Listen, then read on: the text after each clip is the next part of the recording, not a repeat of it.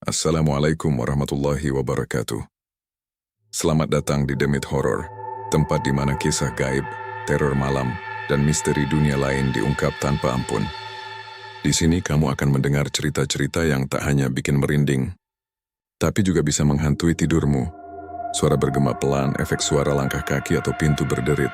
Matikan lampu, pasang headsetmu, dan bersiaplah, karena kamu sedang memasuki dunia Demit Horror.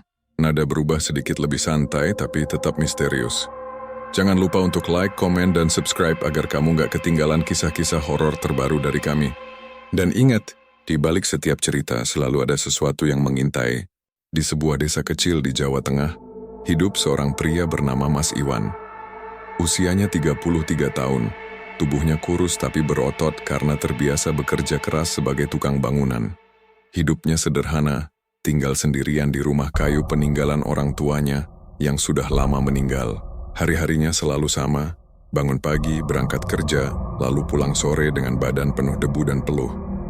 Namun, di balik kehidupan yang biasa-biasa saja itu, Mas Iwan menyimpan satu hal yang membuat jantungnya berdebar setiap kali pagi datang. Seorang wanita bernama Mbak Sari. Gadis cantik berkulit kuning langsat itu bekerja di sebuah toko sembako di dekat pasar. Setiap pagi saat Mas Iwan melewati toko itu untuk menuju proyek bangunan, Mbak Sari selalu tampak tersenyum kepada para pembeli dengan ramah. Senyum itulah yang membuat hati Mas Iwan meleleh. Awalnya Mas Iwan hanya mengaguminya dari jauh.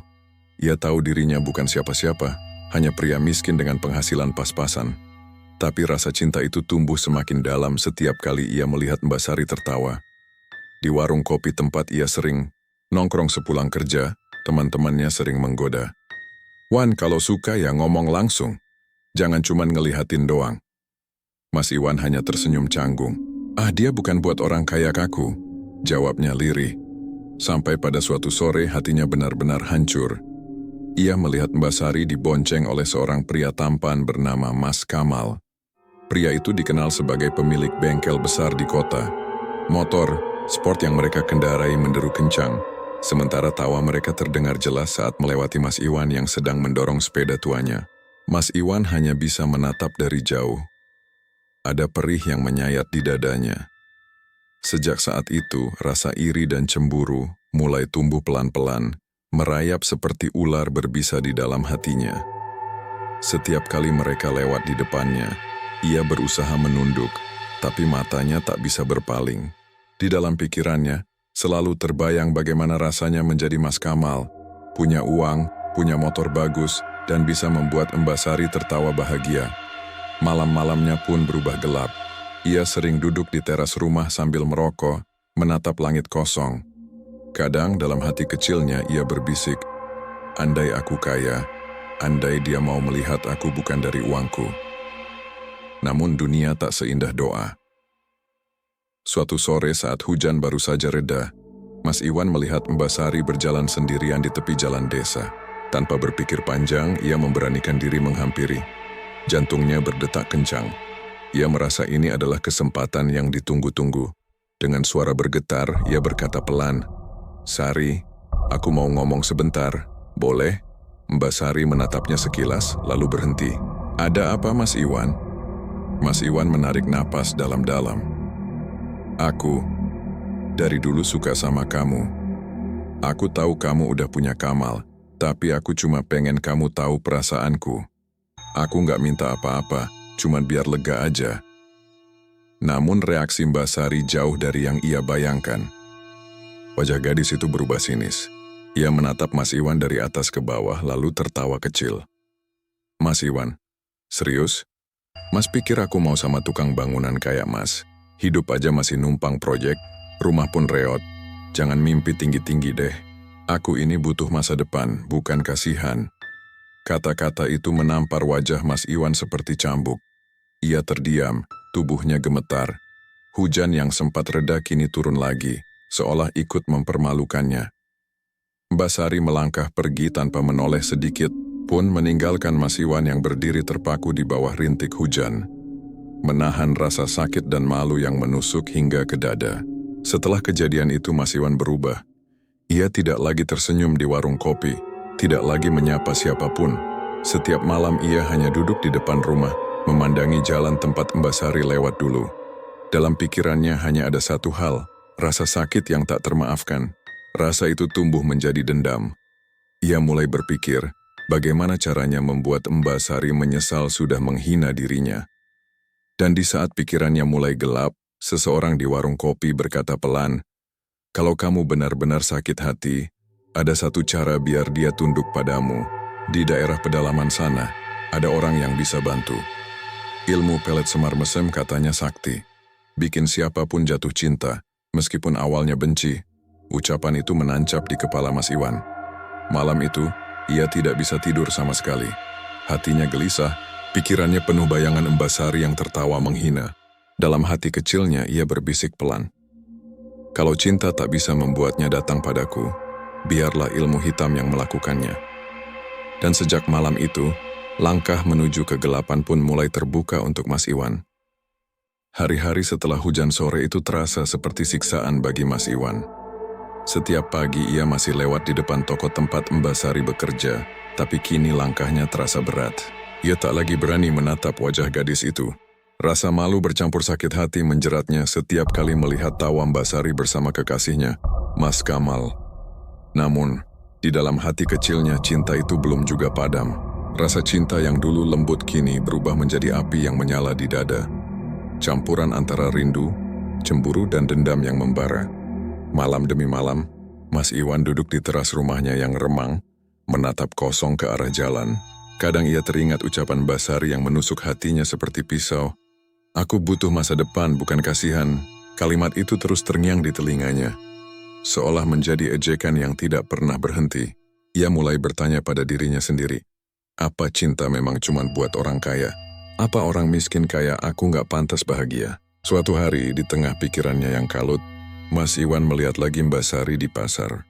Ia tampak sedang memilih sayur sambil tersenyum, ditemani dua temannya. Tanpa sadar, Mas Iwan menghampiri. Ia tak lagi bisa menahan perasaannya. Ada sesuatu dalam dirinya yang memaksa untuk bicara lagi. Entah karena cinta atau karena gengsi yang belum terbalas. Dengan langkah ragu, ia mendekat dan memanggil pelan, "Sari, aku mau ngomong bentar." Mbak Sari menoleh, wajahnya tampak kaget tapi segera berubah datar. "Mas Iwan, mau apa lagi mas?" Mas Iwan menunduk sebentar lalu berkata lirih, "Aku cuma pengen minta maaf kalau kemarin aku lancang. Aku nggak maksud buat ganggu kamu, tapi perasaan ini tuh nggak bisa aku matiin, Sar. Aku sungguh-sungguh sayang sama kamu." Sari tersenyum tipis, tapi senyum itu bukan senyum manis, melainkan senyum menghina. Ia melirik temannya, lalu menatap Mas Iwan dengan sinis. "Mas Iwan, Mas Dengker ya? Aku udah bilang kemarin, aku nggak mau sama orang miskin. Lihat diri mas, bajunya kotor, mukanya lusuh, kerja cuma ngangkut semen. Apa mas gak sadar diri?" Teman-temannya tertawa kecil, menutup mulut sambil berbisik. Wajah Mas Iwan memanas. Dadanya sesak menahan malu. Tapi Mas Sari belum berhenti. Ia melanjutkan, "Aku ini pengen hidup enak mas. Aku pengen punya rumah bagus, punya mobil, punya suami yang bisa dibanggain. Mas pikir aku mau hidup susah bareng orang kayak mas? Gak usah mimpi tinggi deh." Kata-kata itu menghantam keras. Dunia seolah berhenti sejenak. Mas Iwan berdiri terpaku, menatap gadis yang dulu ia kagumi kini menjelma menjadi sosok yang asing dan kejam. Ia mencoba bicara tapi suaranya tercekat. "Aku cuma pengen kamu tahu, aku tulus, Sar." Namun Mbak Sari justru tertawa kecil sambil menatapnya dari atas ke bawah. "Tulus gak bisa bikin aku kenyang, mas. Udah sana, jangan bikin malu. Aku malu diliatin orang." Mas Iwan menatapnya sebentar, tatapan yang dalam, dingin dan penuh luka. Lalu tanpa sepatah kata pun ia berbalik dan berjalan pergi. Langkahnya pelan tapi hatinya terasa seperti disayat ratusan pisau. Di belakangnya tawa kecil Mbak Sari dan teman-temannya masih terdengar, menancap di telinganya seperti racun. Sepanjang jalan pulang, Mas Iwan tidak berbicara sepatah kata pun. Ia berjalan dengan kepala tertunduk, melewati sawah yang mulai menguning. Langit sore tampak merah, seolah ikut menyala bersama hatinya yang penuh amarah. Sesampainya di rumah, ia menutup pintu rapat-rapat dan duduk di lantai. Tangannya gemetar, dalam diam air matanya menetes. Tapi bukan hanya karena sedih, ada kemarahan yang tumbuh perlahan di dalam dirinya. "Kamu hina aku karena aku miskin," gumamnya lirih. "Baiklah, Sar. Suatu hari nanti kamu bakal nyesel udah ngomong begitu." Malam itu, suara jangkrik terasa lebih nyaring dari biasanya. Di luar angin bertiup kencang, membuat daun bambu berdesir keras. Mas Iwan menatap keluar jendela, dan entah mengapa ia merasa seperti ada sesuatu yang memperhatikannya dari kegelapan. Dalam hatinya, muncul dorongan aneh. Ia teringat perkataan seseorang di warung kopi beberapa waktu lalu, tentang seorang dukun di pedalaman, Jawa Tengah yang bisa mengubah nasib lewat ilmu pelet semar. Mason. Sebuah bisikan halus seolah terdengar di telinganya malam itu. Kalau kamu benar-benar ingin dia mencintaimu, datanglah padaku. Mas Iwan menegakkan tubuhnya. Matanya merah menatap kegelapan. Ia tidak tahu apakah itu suara nyata atau hanya bayangan pikirannya sendiri. Tapi satu hal pasti, hatinya sudah tidak lagi takut. Ia menggenggam tangannya erat, dan dengan suara pelan tapi tegas ia berbisik, kalau dunia menolak aku dengan cara baik, biarlah aku rebut dengan cara gelap. Dan malam itu menjadi awal dari langkah pertamanya menuju jalan yang tidak pernah bisa ia putar kembali. Jalan menuju pelet semar mesem, jalan yang akan mengubah hidupnya selamanya. Sejak hari penghinaan itu, kehidupan Mas Iwan tak lagi sama. Ia masih berangkat kerja setiap pagi, tapi semangatnya sudah padam. Teman-teman kerjanya sering memanggil, tapi ia hanya menjawab dengan senyum tipis. Pandangannya kosong, pikirannya melayang jauh entah kemana. Setiap kali melihat pasangan muda tertawa di jalan, hatinya langsung berdenyut sakit. Di dalam kepala wajah Mbak Sari selalu muncul, tersenyum sinis seperti waktu itu, saat ia menertawakannya di depan orang banyak. Hinaan itu seperti duri yang tak bisa dicabut dari dadanya. Aku malu diliatin orang. Aku gak mau sama orang miskin. Kata-kata itu terus mengiang siang dan malam. Mas Iwan sudah mencoba melupakan, tapi semakin ia berusaha semakin bayangan Mbak Sari menghantui pikirannya. Malam-malamnya jadi panjang dan berat. Ia sering terbangun di tengah malam, duduk di kursi bambu di depan rumah menatap langit gelap. Rokoknya tak pernah lepas dari bibir. Kadang ia berbicara sendiri, dengan suara pelan seperti orang kesurupan. Kamu bilang aku gak pantas, Sir. Kamu hina aku ya? Nanti kamu bakal tahu rasanya dihina.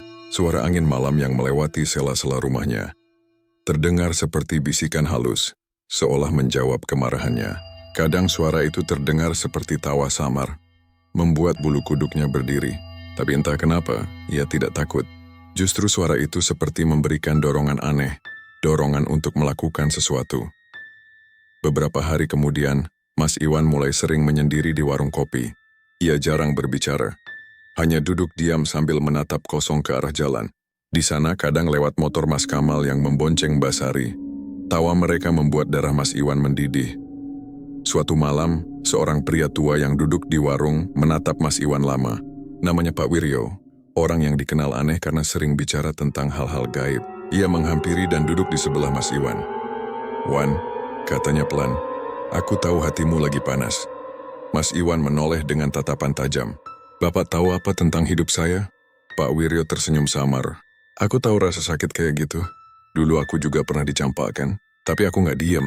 Aku cari cara biar dia datang minta maaf sendiri." Mas Iwan terdiam. "Cara apa?"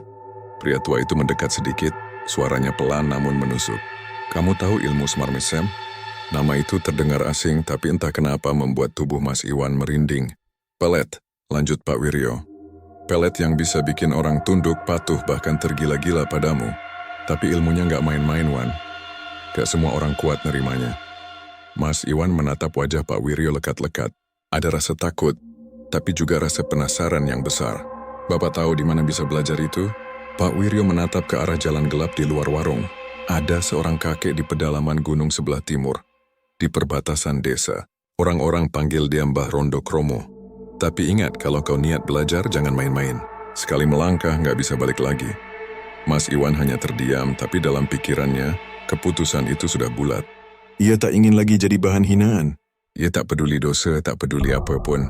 Yang ia mau hanya satu. Mbak Sari tunduk di bawah kakinya, menyesal sudah menghina dirinya. Malamnya Mas Iwan duduk di kamarnya yang remang. Lampu minyak berkelip pelan menambah suasana muram. Ia menatap cermin kecil di dinding dan membayangkan wajah Mbak Sari di sana. Bibirnya bergerak seolah berbicara pada bayangan itu. "Kamu pikir kamu lebih baik dari aku? Kamu bakal nyesel, Sar. Kamu bakal datang sendiri ke aku, minta maaf, nangis, dan nyium kakiku." Suara itu penuh kemarahan, tapi juga seperti doa gelap yang dipanjatkan ke entah siapa. Angin berhembus pelan dari celah jendela, membuat api lampu minyak menari-nari. Dalam cahaya yang bergetar, Mas Iwan seolah melihat bayangan hitam di sudut kamar, samar, tapi jelas menatap ke arahnya. Ia memejamkan mata, tapi jantungnya berdegup cepat, bukan karena takut, melainkan karena ada kekuatan baru yang tumbuh di dalam dirinya, kekuatan yang lahir dari dendam dan rasa sakit hati. Esok paginya, tanpa memberitahu siapapun, Mas Iwan menyiapkan tas kecil berisi pakaian, sebotol air, dan foto Mbak Sari yang diam-diam ia ambil dari toko. Ia menatap foto itu lama-lama, lalu menyelipkannya di dada. "Tunggu aku, Sari," gumamnya dengan suara berat. "Kalau kamu gak mau datang dengan cinta, kamu bakal datang dengan kutukan." Dengan langkah mantap, Mas Iwan meninggalkan rumahnya menuju terminal kecil di ujung desa. Tujuannya hanya satu, menemui Mbah Rondo Kromo, sang penjaga ilmu semar mesem. Dan di sanalah, perjalanan gelap itu akan benar-benar dimulai. Perjalanan menuju dunia yang tidak lagi mengenal batas antara cinta dan kutukan, antara manusia dan makhluk gaib. Pagi itu udara terasa dingin dan lembab. Kabut tebal menyelimuti jalan desa, membuat pandangan Mas Iwan terbatas hanya beberapa meter ke depan. Ia berjalan pelan di antara pepohonan sambil membawa tas kecil, berisi pakaian dan sedikit bekal makanan. Di dalam sakunya tersimpan foto Mbak Sari, yang kini menjadi alasan sekaligus sumber dendam di hatinya. Langkahnya terasa berat, tapi tekadnya sudah bulat.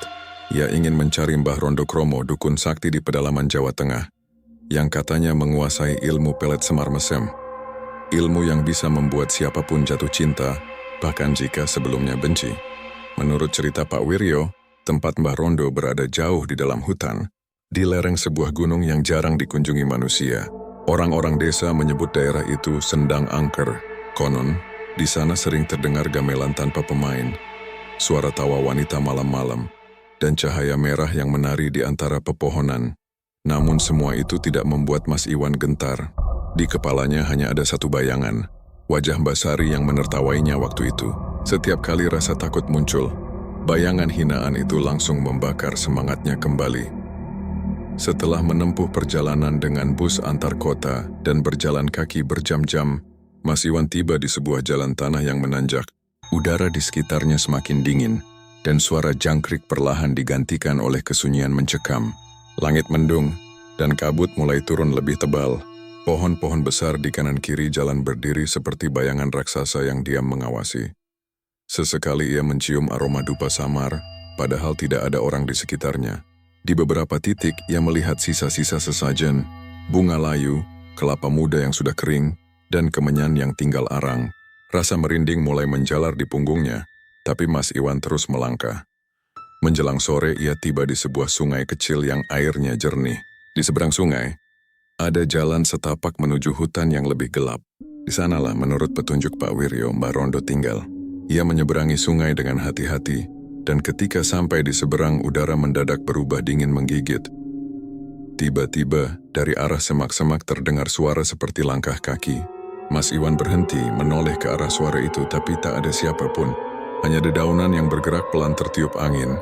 Ia menarik napas panjang dan terus berjalan. Tapi baru beberapa langkah, suara itu muncul lagi. Kali ini lebih dekat, seperti seseorang sedang mengikutinya dari belakang. "Siapa di sana?" Serunya lantang, tapi tak ada jawaban. Hanya suara burung hantu yang menggema di kejauhan. Beberapa menit kemudian, ia melihat sebuah gubuk tua berdiri di tengah-tengah hutan. Dindingnya dari bambu tua, atapnya dipenuhi lumut, dan di depannya tergantung lonceng kecil dari tempurung kelapa. Di depan pintu, terlihat kepulan asap kemenyan yang menari-nari di udara. Hatinya berdebar. Inilah tempat yang dicarinya. Ia mendekat perlahan lalu mengetuk pintu 3 kali. "Permisi, Mbah Rondo Kromo?" Tak ada jawaban. Mas Iwan menunggu sebentar lalu mengetuk lagi. Baru saja ia hendak berbalik, pintu kayu itu berderit terbuka sendiri. Dari dalam keluar aroma dupa yang pekat, bercampur bau anyir seperti darah lama. Mas Iwan melangkah masuk dengan hati-hati. Di dalam ruangan yang remang, ia melihat seorang kakek tua duduk bersila di depan tungku kecil. Tubuhnya kurus, rambutnya putih panjang menjuntai sampai dada. Matanya tajam tapi sinarnya aneh, seperti bisa menembus isi hati siapapun yang menatapnya. "Kau sopo? Kamu siapa?" Suara kakek itu berat dan dalam. Mas Iwan menunduk hormat. Nama saya Iwan Imbah. Saya datang dari jauh. Saya ingin belajar ilmu semar mesem. Kakek itu menatapnya lama, lalu tertawa pelan. Suaranya serak tapi terdengar menyeramkan. Hah, Bauka Iki. Banyak yang datang ke sini minta ilmu itu, tapi kebanyakan gak kuat nerima akibatnya. Mas Iwan menatap dengan tegas. Saya siap, Mbah. Saya sudah gak punya apa-apa lagi. Saya cuma mau satu hal. Orang yang saya cintai tunduk pada saya. Mbah Rondo Kromo menghela napas panjang, lalu menatap api dupa di depannya. Ilmu semar mesem itu bukan sekadar pelet. Itu ilmu warisan dari makhluk gaib penjaga asmara dan nafsu. Sekali kamu memanggilnya, dia gak akan pergi sebelum dapat tumbal. Kalau kamu salah niat, bukan cinta yang kamu dapat, tapi kehancuran. Mas Iwan terdiam sejenak, tapi matanya tetap penuh tekad. Saya gak peduli, Mbah. Saya rela apapun asal dia mencintai saya. Mbah Rondo tersenyum samar, tapi senyum itu membuat suasana ruangan terasa semakin mencekam. Baiklah, tapi ingat syaratnya berat. Kau harus siap meneteskan darahmu sendiri. Dan malam Jumat Kliwon nanti, datanglah ke kuburan tua di belakang sendang. Di sana Semar akan memanggilmu. Mas Iwan mengangguk pelan. Sebelum pergi, Mbah Rondo memberikan selembar kain hitam dengan tulisan Jawa kuno dan sebotol kecil minyak beraroma wangi yang tajam. Oleskan minyak ini di wajahmu saat tengah malam. Bacalah tulisan di kain itu 7 kali tanpa berhenti. Tapi ingat, jangan sampai ada yang mengganggumu. Kalau ada suara yang memanggil namamu, jangan jawab apapun. Mas Iwan menerima benda itu dengan tangan gemetar, tapi hatinya penuh harapan. Ia merasa langkahnya semakin dekat dengan keinginan yang selama ini ia pendam. Membuat Mbak Sari menyesal dan mencintainya tanpa bisa melawan. Namun, tanpa ia sadari, saat ia meninggalkan gubuk itu, sepasang mata hitam dari dalam hutan menatap kepergiannya, dan di udara yang dingin dan pekat, terdengar suara tawa halus, suara yang bukan berasal dari manusia. Malam itu, jalan hidup Mas Iwan resmi berubah. Ia sudah melangkah ke wilayah yang tidak bisa disentuh logika, wilayah tempat cinta dan iblis menyatu dalam satu ikatan kutukan. Malam itu, udara di pedalaman Jawa Tengah terasa sangat dingin, kabut turun tebal, menutupi hampir seluruh jalan setapak menuju hutan belakang sendang. Angin berembus pelan, membawa aroma dupa dan tanah basah. Di kejauhan, suara burung hantu terdengar lirih, seolah memperingatkan sesuatu yang tak terlihat. Mas Iwan melangkah perlahan sambil membawa kain hitam dan botol minyak kecil pemberian Mbah Rondo Kromo. Di dadanya, foto Mbak Sari ia selipkan dengan hati-hati. Wajah Mbak Sari di foto itu tampak tersenyum manis. Tapi bagi Mas Iwan, senyum itu kini terasa seperti ejekan yang terus membakar hatinya. Ia sudah hafal pesan Mbah Rondo. Datang ke kuburan tua di belakang sendang malam Jumat Kliwon. Di sana Semar akan memanggilmu sendiri. Dan malam ini adalah malam Jumat Kliwon. Langit di atasnya tampak pekat, tanpa bintang sedikit pun. Suara gamelan samar-samar terdengar entah dari mana. Pelan, tapi jelas, seperti sedang mengiringi langkahnya menuju dunia lain. Semakin dalam ia masuk ke hutan, semakin berat langkah kakinya. Pohon-pohon besar di sekitarnya seolah hidup, ranting-rantingnya bergoyang pelan meski angin tak begitu kencang. Di ujung jalan setapak, terlihat area yang lebih terbuka. Kuburan tua dengan nisan-nisan batu yang sebagian sudah miring. Di tengah area itu berdiri sebuah pohon besar yang sudah tua, batangnya berlumut, dan akarnya menjalar seperti urat nadi raksasa. Mas Iwan berhenti di bawah pohon itu. Ia membuka kain hitam dan minyak kecil dari tasnya. Dengan tangan gemetar, ia mengoleskan minyak ke wajah sambil mengucapkan mantra yang ditulis di kain itu. Tulisan Jawa kuno yang sulit dibaca, tapi ia sudah menghafalnya sejak 2 hari lalu. Semar mesem, Semar pengasih, Semar pengikat hati, datanglah padaku. Jadikan aku pemilik cinta yang aku kehendaki. Suara Mas Iwan bergetar, tapi matanya memancarkan tekad yang kuat. Ia membaca mantra itu 7 kali tanpa berhenti. Saat bacaan ke-7, angin tiba-tiba berhembus kencang. Api dupa yang ia tancapkan di tanah bergetar hebat, lalu padam begitu saja. Dari arah belakang, terdengar suara tawa pelan, seperti suara orang tua sedang mengikik. Suara itu semakin lama semakin dekat. Mas Iwan menoleh perlahan. Di balik kabut, tampak sesosok bayangan pendek gemuk berjalan ke arahnya. Tubuhnya mengenakan kain lusuh berwarna hitam keabu-abuan. Wajahnya menyerupai badut tua dengan senyum yang tidak pernah padam. Matanya besar, licin dan berwarna merah gelap. Bibirnya tersenyum lebar. Tapi senyum itu bukan senyum bahagia. melainkan senyum yang dingin dan menakutkan. Makhluk itu berhenti tepat di depan Mas Iwan. Wangi dupa berubah menjadi bau anyir bercampur amis. Hehehe. Kau sing nyebut aku? Kamu yang memanggil aku? Mas Iwan menelan ludah. Tubuhnya kaku tapi ia mengangguk pelan. Iya, aku yang manggil, Semar. Aku butuh bantuanmu. Makhluk itu menatapnya lama lalu tertawa kecil. Aku ngerti. Kowe pengen wong wadon kuwi, pengen dewekin delokmu nangis merangkak nyebut jenengmu ya? Mas Iwan hanya mengangguk, tidak sanggup bicara. Senyum makhluk itu makin lebar. Aku bisa wujud no, tapi ora ono sing gratis. Kowe kudun duweni tekad lan nyiapno tumbal. Mas Iwan menatap bingung. Tumbal? Tumbal apa, Semar? Makhluk itu mendekat perlahan. Wajahnya hanya sejengkal dari wajah Mas Iwan. Suaranya berubah berat, seperti dua orang bicara bersamaan. Ora usah saiki. Yen tresnane wis dadi aku bakal njaluk dewe. Nanging eling kabeh sing tak paringi, kudu ana gantine. Tiba-tiba makhluk itu menepuk dada Mas Iwan dengan tangan dingin dan lembab. Seketika tubuhnya gemetar hebat, napasnya tercekat. Dunia di sekitarnya berputar. Dan dalam pandangannya yang mulai buram, ia melihat bayangan Embasari berdiri di kejauhan, menatapnya sambil tersenyum lembut. Lalu semuanya gelap. Mas Iwan terbangun dengan tubuh basah oleh keringat. Ia berada di dalam gubuk Mbah Rondo. Dukun tua itu duduk di depannya sambil menatapnya tajam. Kowe wis ketemu Semar, katanya pelan. Ilmu wis melebu ning awakmu. Tapi eling nek kowe salah niat. Semar ora mung maringi tresna, tapi uga petaka. Mas Iwan masih terengah-engah.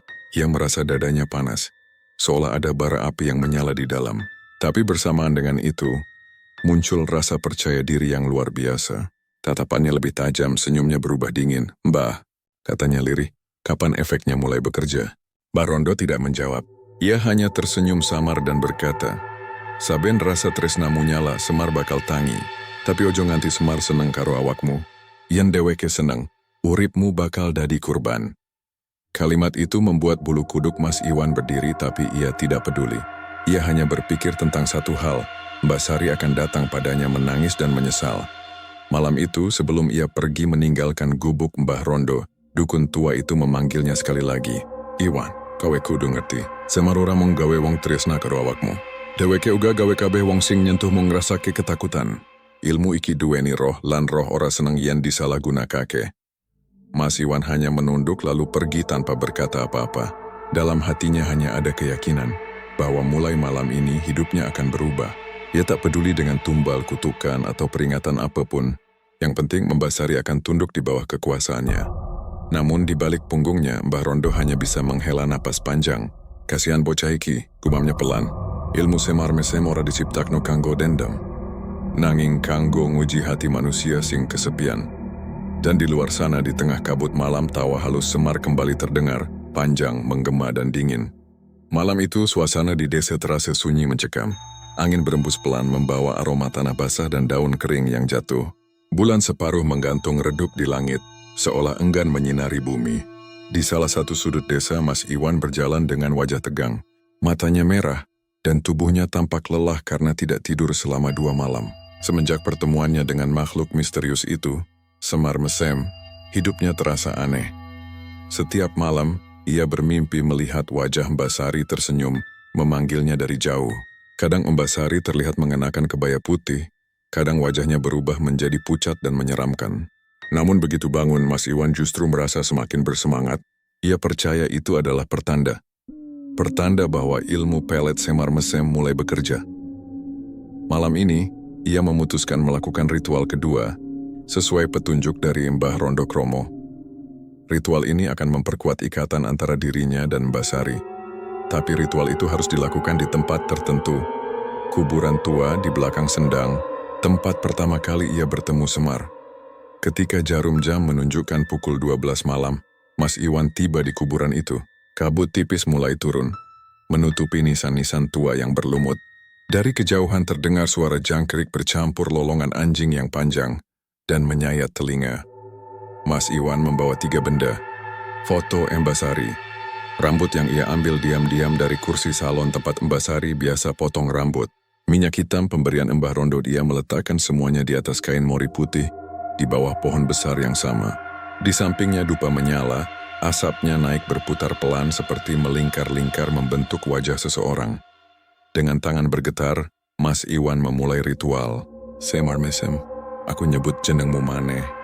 Aku sing sepi, sing loro ati, sing ora dihargai. Gawe dheweke mbasari tresna karo aku. Nyebut jenengku saben napas yen ora iso uripe dadi bingung lan ora tentrem. Ia membaca mantra itu berulang kali. Suaranya makin dalam, makin mantap. Matanya tak berkedip menatap foto Mbasari di depannya. Namun tiba-tiba angin berembus sangat kencang. Dupa yang tadinya tenang tiba-tiba padam. Pohon besar di belakangnya bergoyang keras seperti ada sesuatu yang turun dari atas. Mas Iwan menoleh perlahan. Dari balik kegelapan, muncul bayangan hitam besar dengan bentuk seperti manusia. Tapi wajahnya tertutup kain lusuh. Dari balik kain itu keluar suara tawa rendah. Suara yang sama seperti malam pertemuan pertamanya. Kowe pancen tenanan, Iwan. Wis wayahe aku nulungi maneh. Mas Iwan berlutut, tubuhnya bergetar, tapi kali ini bukan karena takut. Ia malah tersenyum aneh, seperti orang kehilangan kendali. Semar, aku pengen Mbasari nggak bisa jauh dari aku. Bayangan itu tertawa, lalu berjalan mengelilingi Mas Iwan 3 kali. Bau amis darah terasa semakin kuat. Aku iso gawe dheweke nyebut jenengmu terus, iso gawe dheweke ngimpi awakmu saben bengi. Tapi hati-hati Iwan, sawes nerasa tresna sing muncul nyedot uripmu sitik demi sitik.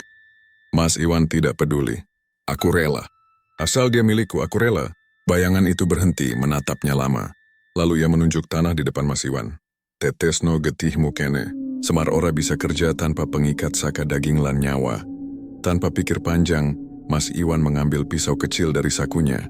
Ia goreskan ujungnya ke telapak tangannya. Darah merah menetes ke tanah, membasahi foto Mbasari. Angin berhenti, suara jangkrik hilang. Dunia terasa benar-benar sunyi. Tiba-tiba dari dalam tanah muncul asap hitam pekat yang berputar di sekitar foto. Asap itu membentuk wajah Mbasari yang tersenyum. Senyum yang indah tapi aneh. Matanya kosong dan pandangannya tajam menembus dada Mas Iwan. Iwan. Suara itu lirih tapi jelas. Kenapa kamu melakukan ini? Mas Iwan terkejut. Ia mundur beberapa langkah tapi wajah itu terus mendekat. Semakin nyata. Aku cuma pengen kamu cinta sama aku, Sari. Namun wajah itu tiba-tiba berubah. Senyum indah berganti menjadi raut menyeramkan. Kulitnya pucat dan matanya membesar. Kamu gak tahu apa yang kamu panggil, Iwan. Suara itu bergema sampai membuat dedaunan bergetar. Mas Iwan berteriak keras dan menutup telinganya. Tapi di saat yang sama Semar muncul di belakangnya. Menepuk bahunya. Tenang, Iwan. Wis wayahe dheweke dadi kagunganmu. Sekejap kemudian asap hitam itu menyerap masuk ke tubuh Mas Iwan. Tubuhnya kejang, matanya memutih, dan ia jatuh tersungkur di tanah. Dari mulutnya keluar senyum lebar, senyum yang sama seperti wajah Semar. Ketika fajar menyingsing, Mas Iwan bangun dengan wajah pucat. Di sekelilingnya, daun-daun berguguran dan foto Mbasari sudah terbakar habis. Ia merasa tubuhnya ringan, tapi di dalam hatinya ada rasa aneh. Seperti ada sesuatu yang bersemayam di dadanya. Ia pulang dengan langkah pelan. Dan keesokan harinya kabar aneh mulai terdengar dari desa. Mbasari tiba-tiba jatuh sakit. Matanya kosong, dan setiap malam ia menangis sambil menyebut nama Mas Iwan. Padahal ia bahkan tak pernah menyukainya. Orang-orang mulai curiga. Ada yang bilang Mbasari kena guna-guna. Ada juga yang bilang dia kerasukan. Tapi satu hal yang pasti, sejak malam ritual itu, hidup Mas Iwan dan Mbasari berubah total. Namun Mas Iwan tidak tahu, apa yang sebenarnya mencintai Mbasari bukanlah dirinya lagi, melainkan roh Semar yang sudah menumpang di dalam dirinya. Dan sejak hari itu senyum Mas Iwan tak pernah hilang, meski matanya perlahan menjadi kosong. Sejak malam ritual itu, hari-hari Mas Iwan terasa aneh. Setiap kali ia melihat wajahnya di cermin, ia merasa seperti ada bayangan lain yang ikut menatap dari balik pantulan. Kadang bayangan itu tersenyum lebih dulu, bahkan ketika bibirnya belum bergerak. Tapi ia tak memedulikannya. Yang penting baginya hanyalah satu, Mbasari kini mulai memikirkan dirinya. Seminggu setelah ritual di kuburan, kabar menyebar di kampung bahwa Mbasari jatuh sakit mendadak. Badannya lemah, wajahnya pucat, dan yang paling menyeramkan, setiap malam ia terus memanggil nama Mas Iwan dalam tidurnya. Iwan, jangan pergi, aku butuh kamu. Suara itu terdengar jelas sampai tetangga di rumah sebelah bisa mendengarnya. Pacarnya Mas Kamal sudah berusaha keras membawanya ke dokter, ke orang pinter, bahkan ke ustaz. Tapi hasilnya sama. Penyakitnya tak bisa dijelaskan. Setiap kali disentuh, tubuh Mbak Sari bergetar, matanya melotot, dan ia berteriak histeris seolah melihat sesuatu yang tak terlihat oleh orang lain. Sementara itu, di rumahnya yang sederhana di pinggir sawah, Mas Iwan justru tersenyum puas. Ia tahu pelet semar mesem mulai bekerja. Malam-malamnya kini tak pernah sepi. Ia sering bermimpi bertemu dengan Mbak Sari. Tapi bukan Mbak Sari yang normal. Dalam mimpi itu Mbak Sari selalu datang dengan wajah pucat dan mata sayu. Duduk di sampingnya, sambil memegang tangannya erat. "Kamu panggil aku Iwan? Sekarang aku di sini, jangan lepaskan aku." Kadang Mbak Sari mencium tangannya. Kadang hanya menatap dengan air mata mengalir. Setiap kali bangun dari mimpi itu, Mas Iwan selalu menemukan bau melati dan dupa di dalam kamarnya. Meskipun ia tak pernah menyalakan dupa, semakin lama tubuhnya mulai berubah. Matanya menghitam, kulitnya pucat, dan ia mulai jarang makan. Tapi perasaannya semakin kuat. Ia yakin ini adalah harga kecil untuk cinta yang ia dapatkan. Suatu sore, kabar datang dari tetangga. "Wan, Mbak Sari nyari kamu." Dia katanya mau ketemu langsung. Mas Iwan terkejut tapi senang. Tanpa pikir panjang, ia segera pergi ke rumah Mbak Sari. Tapi saat ia sampai, suasananya terasa sangat berbeda. Rumah itu dipenuhi aroma kemenyan, dan di ruang tamu terlihat Mbak Sari duduk diam di kursi, dengan mata kosong menatap ke arah pintu. Begitu melihat Mas Iwan masuk, perempuan itu tersenyum perlahan. "Iwan, akhirnya kamu datang." Mas Iwan menelan ludah. Suara itu lembut tapi juga menyeramkan. Ia duduk di depannya mencoba tersenyum. "Sari, kamu kenapa? Kamu kelihatan pucat banget." Mbak Sari menatapnya lama lalu berkata pelan, "Aku mimpi kamu terus, Wan. Setiap malam kamu datang. Kamu bilang aku harus ikut kamu. Tapi wajahmu beda, matamu hitam." Mas Iwan terdiam. Ia tak tahu harus menjawab apa. Dalam hatinya, ia tahu itu adalah pertanda kalau Semar sudah mulai mengambil alih ikatan antara mereka. Tiba-tiba Mbak Sari memegangi dadanya dan berteriak histeris. "Dia ada di belakangmu, Wan." "Dia ketawa." Mas Iwan langsung menoleh ke belakang tapi tak ada siapa-siapa. Namun hawa dingin tiba-tiba menyelimuti ruangan. Lampu berkelip-kelip, dan dari arah dapur terdengar suara tawa berat yang familiar. Tawa yang pernah ia dengar di kuburan. "Hehehe. Tresnamu wis dadi, Iwan. Saiki gantiin." Mbak Sari langsung pingsan, tubuhnya jatuh ke lantai dengan mata terbuka. Sementara itu Mas Iwan hanya bisa berdiri kaku. Tubuhnya gemetar hebat. Ia ingin berteriak tapi suaranya tak keluar. Dadanya sesak dan matanya mulai buram. Malamnya Mas Iwan kembali ke rumah dengan tubuh lemas. Di dalam kamarnya, bau dupa semakin menyengat. Ketika ia mencoba duduk di depan cermin, ia melihat bayangan Semar berdiri tepat di belakangnya. Sosok gemuk berwajah putih dengan senyum lebar. "Kawi seneng tuh? Deweke saiki mikir awakmu terus. Nanging ngeling janji wis wayahe ditagih." Mas Iwan menatap cermin dengan wajah panik. "Janji apa? Aku cuma pengen dia cinta sama aku." Semar tertawa keras. "Tresna sing digawe saka ilmu ora iso suci, Iwan. Kowe wis gawe roh tresna, lan roh kuwi butuh pangan, saka nyawamu, utawa saka deweke." Mas Iwan memegang dadanya yang mulai terasa berat. Napasnya terengah. Jangan ambil dia. Aku rela tumbal, tapi jangan ambil dia." Senyum Semar makin lebar. "Ora isa milih Iwan.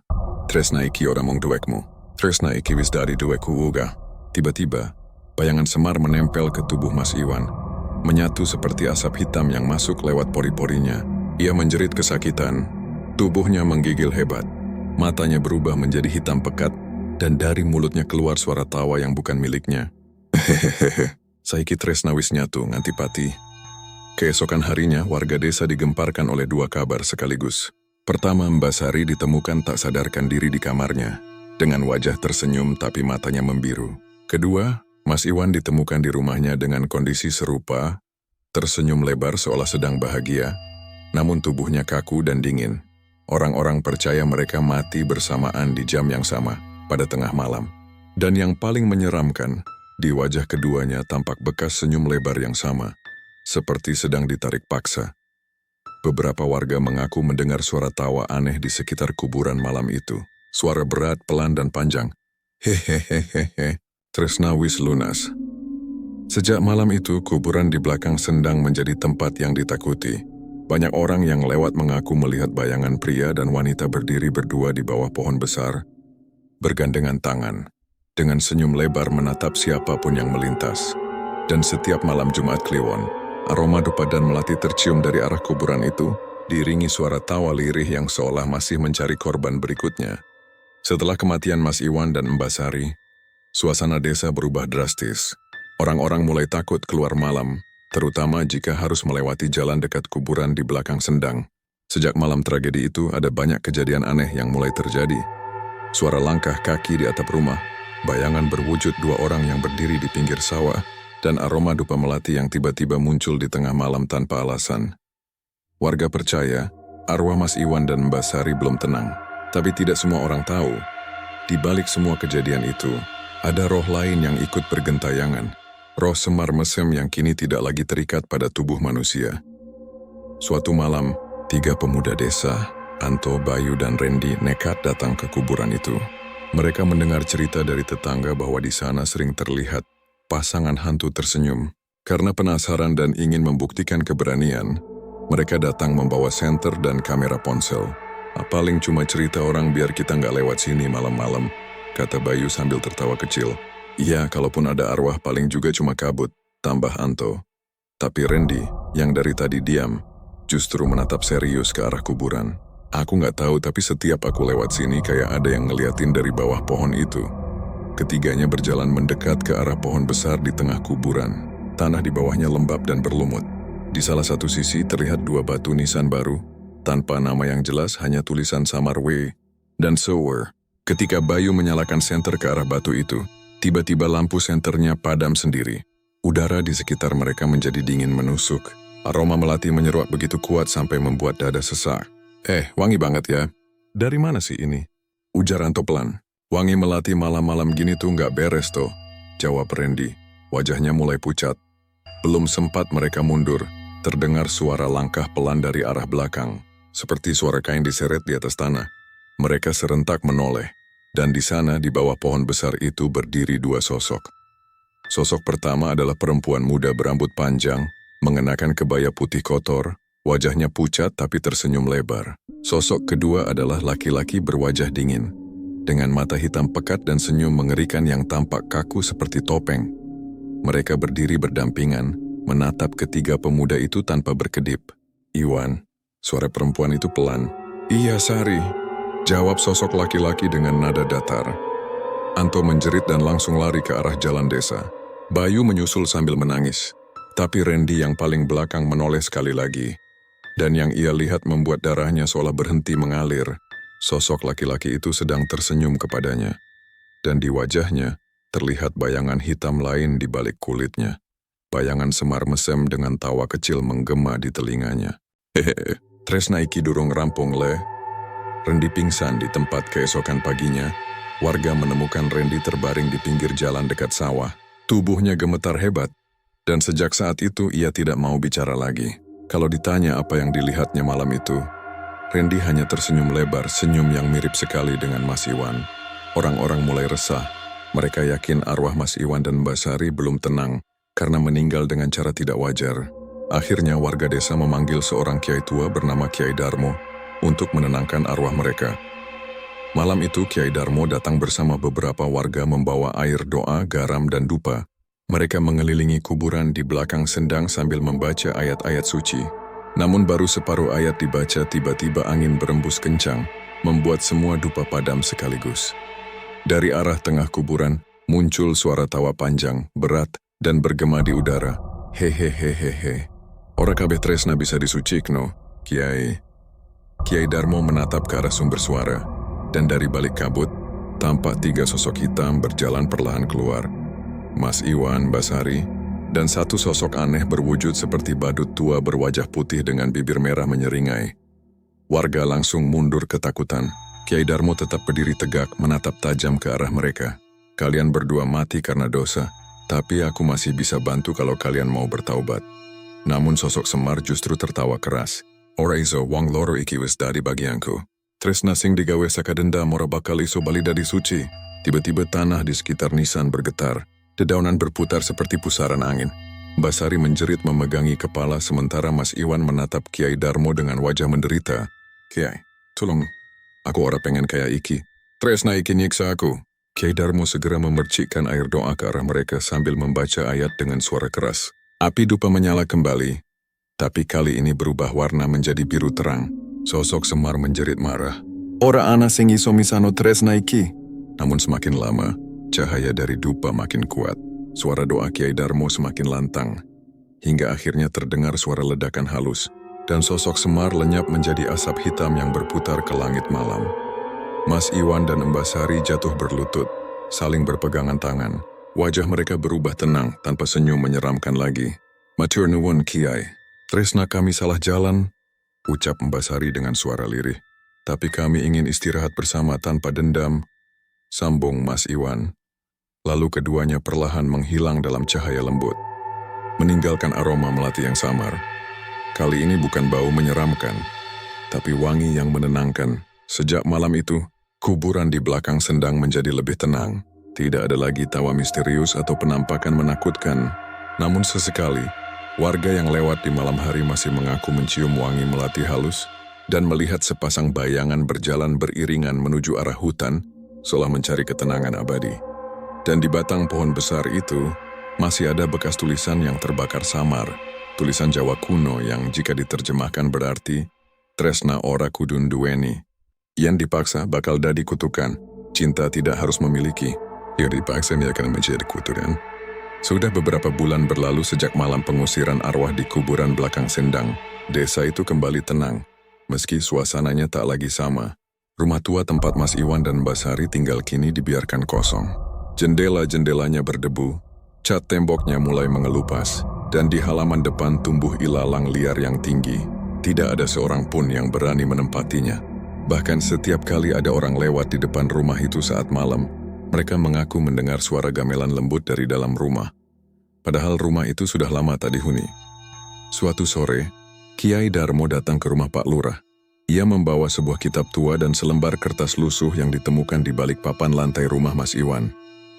Tulisan di kertas itu memakai huruf Jawa kuno, dan setelah dibaca dengan hati-hati ternyata isinya adalah perjanjian pesugihan Semar Mesem.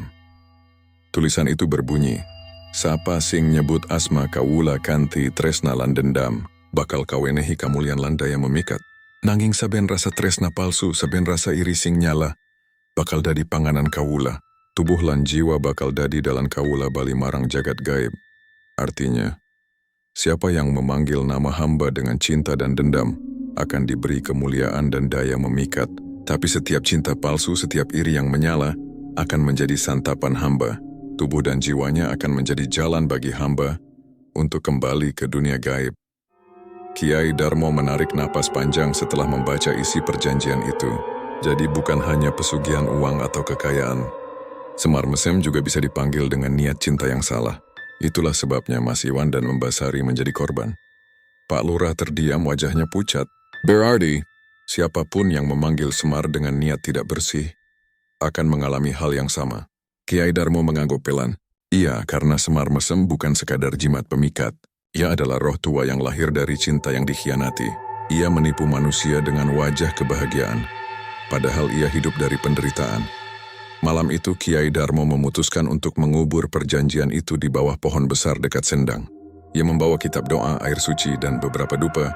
Sambil menggali tanah, ia berdoa agar tidak ada lagi manusia yang menemukan atau membaca perjanjian tersebut.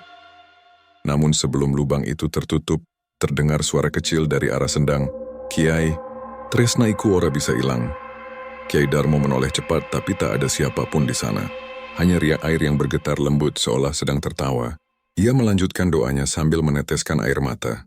Ia tahu, roh Semar Mesem memang sudah diusir, tapi energinya tidak bisa benar-benar hilang. Selama masih ada manusia yang mencintai dengan rasa iri, dendam, dan nafsu, roh itu akan selalu punya jalan untuk kembali.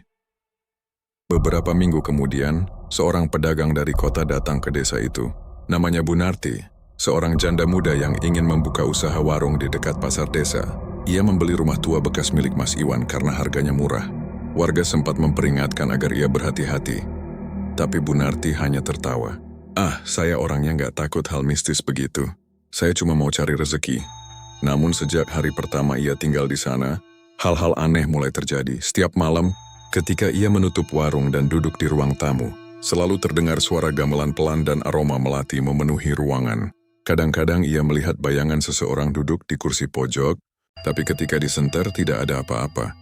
Suatu malam, ketika Bu Narti sedang membersihkan lemari tua di kamar belakang, ia menemukan sebuah cermin kecil berbingkai kayu.